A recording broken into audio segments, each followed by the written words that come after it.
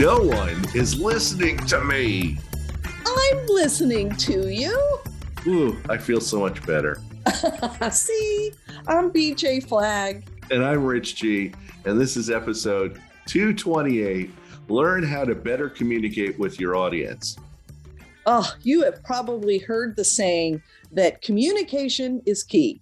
And it's true. Communication is the critical component to almost every day-to-day activity. Now, your audience might be a group of clients, a customer in your store, your chamber of commerce, or just the most significant prospect you'll ever land. Exactly. Let's chat about how to communicate in these situations and connect to make them rabid fans, clients, and great customers. So let's have a conversation. Awesome. Rich, why don't you start us off with the first action? Well, you need to know who you're speaking to. Okay, too many people just wing it. And I see this all the time with my business owners. They just kind of like wing it all the time. And they think they know their audience, but they find out they're really wrong. And it's happened to me where I spoke to an audience. This was in corporate where I went up and I was speaking, and it was like they were all looking at me like I was speaking another language.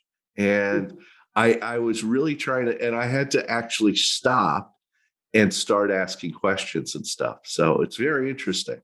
Yeah. And you can read the room. It is something to, a force to be reckoned with for sure. Be prepared. Learn their background, where they come from, what are they really like. And just like Rich was just talking about, it's corporate culture.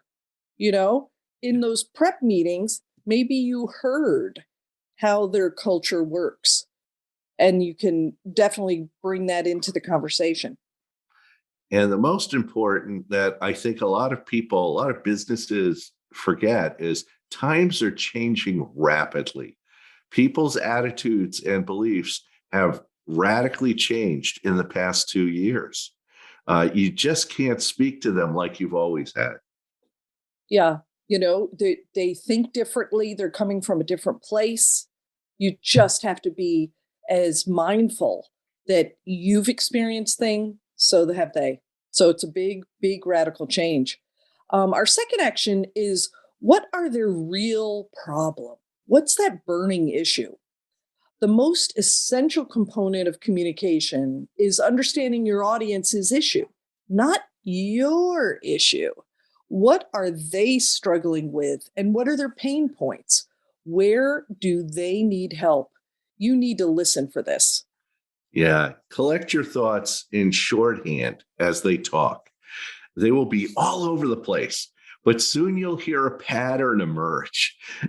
Keep circling back to an issue. You'll find it's like being a dentist and finding that little area, and they just pick at it. You need to find it. Now, stop right there. That's probably not the issue. You need to ask probing questions to get to the real issue.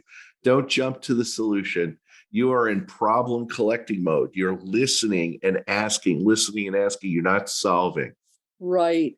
And, leave time to reflect on the communication, the conversations just after it.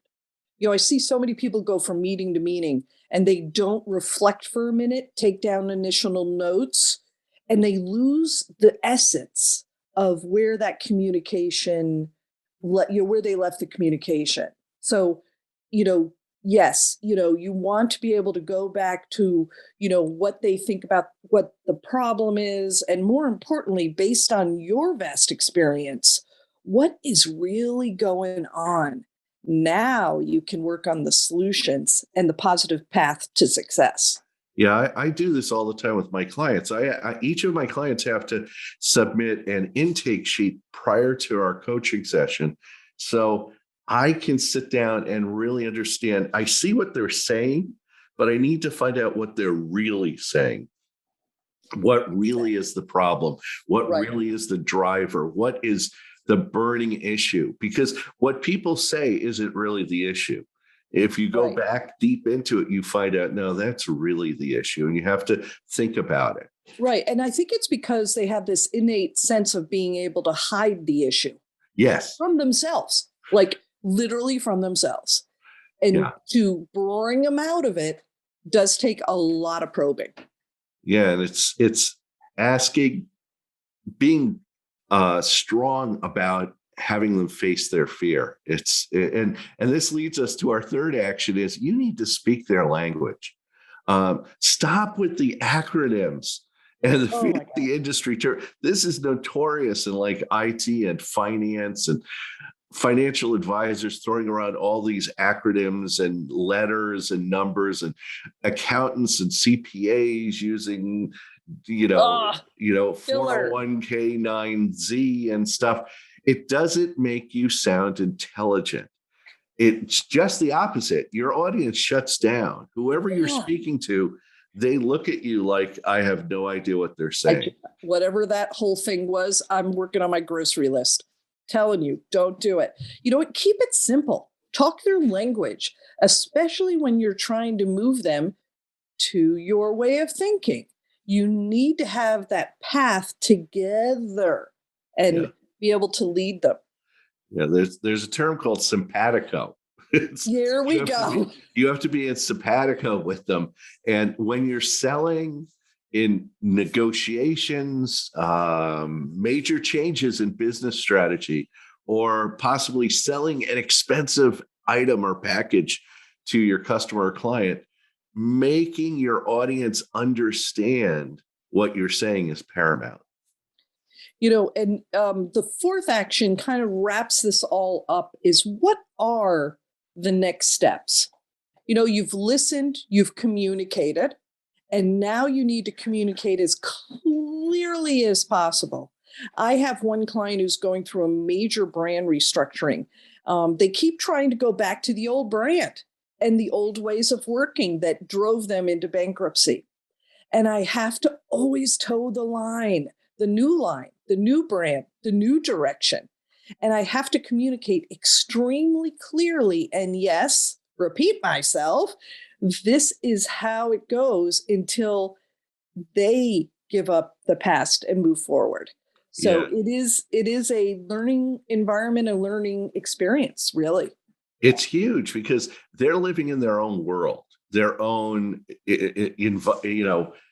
environment, their own imagination. And you're trying to show them that things have changed, that the things they've been doing have led them down this route. And people feel bad about it, but it's like, don't feel bad. Just you need to take action. You're lost in the woods right now.